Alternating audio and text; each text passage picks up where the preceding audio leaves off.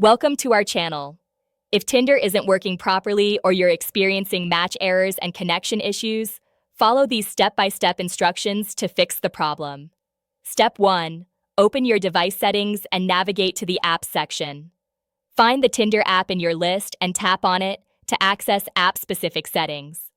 Step 2. Select Storage or Storage and Cache, then tap Clear Cache to remove temporary files. Avoid clearing data as this may log you out and remove some preferences. Step 3. Force close the Tinder app from your device settings, then swipe it away from your recent apps menu to ensure a complete shutdown. Step 4.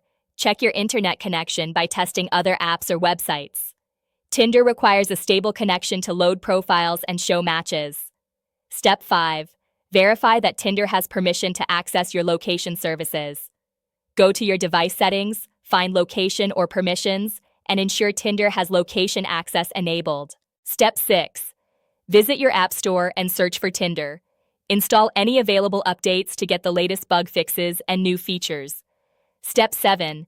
If match errors persist, try logging out of Tinder and logging back in. Go to Settings in the Tinder app, scroll down, and tap Log Out. Then sign back in with your phone number or Facebook account.